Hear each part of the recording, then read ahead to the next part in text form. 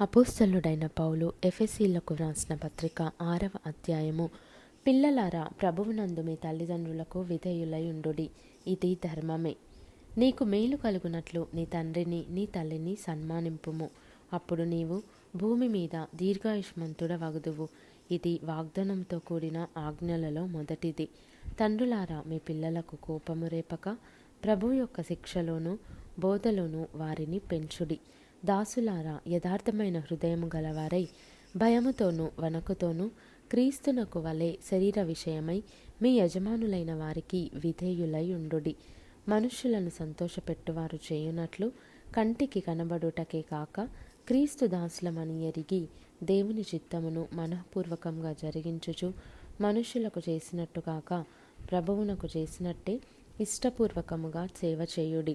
దాసుడైనను స్వతంత్రుడైనను మీలో ప్రతివాడును ఏ సత్కార్యము చేయునో దాని ఫలము ప్రభువు వలన పొందునని మీరెరుగుదురు.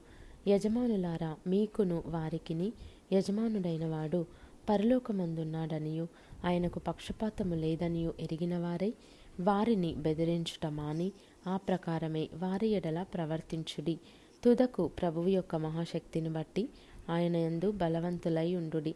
మీరు అపవాది తంత్రములను ఎదిరించుటకు శక్తిమంతులగునట్లు దేవుడిచ్చు సర్వాంగ కవచమును ధరించుకొనుడి. ఏలయనగా మనము పోరాడునది శరీరులతో కాదు గాని ప్రధానులతోనూ అధికారులతోనూ ప్రస్తుత అంధకార సంబంధులకు లోకనాథులతోనూ ఆకాశమండలమందున్న దురాత్మల సమూహములతోనూ పోరాడుచున్నాము. అందుచేతను మీరు ఆపద్దినమందు వారిని ఎదిరించుటకును సమస్తము నెరవేర్చిన వారై నిలువబడుటకును శక్తిమంతులగునట్లు దేవుడిచ్చు సర్వాంగ కవచమును ధరించుకొనుడి. ఏలాగనగా మీ నడుమునకు సత్యమును దట్టి కట్టుకొని నీతియను మైమరువు తొడుగుకొని పాదములకు సమాధాన సువార్త వలననైనా సిద్ధ మనస్సును జోడు తొడుగుకొని నిలువబడుడి. ఇవన్నీయుగాక విశ్వాసమును డాలు పట్టుకొనుడి. దానితో మీరు దుష్టుని అగ్నిబాణములన్నిటినీ ఆర్పుటకు శక్తిమంతులవుదురు. మరియు రక్షణయను శిరస్త్రాణమును దేవుని వాక్యమును ఆత్మ ఖడ్గమును ధరించుకొనుడి.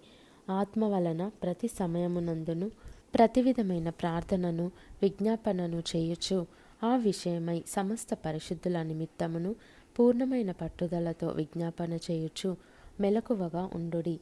మరియు నేను దేని నిమిత్తము రాయబారినై సంకెళ్లలో ఉన్నానో ఆ సువార్త మర్మమును ధైర్యముగా తెలియజేయుటకు నేను నోరు తెరచినప్పుడు దానిని గూర్చి నేను మాట్లాడవలసినట్టుగా ధైర్యముతో మాట్లాడుటకై వాక్శక్తి నాకు అనుగ్రహింపబడునట్లు నా నిమిత్తమును పూర్ణమైన పట్టుదలతో విజ్ఞాపన చేయుచు మెలకువగా ఉండుడి.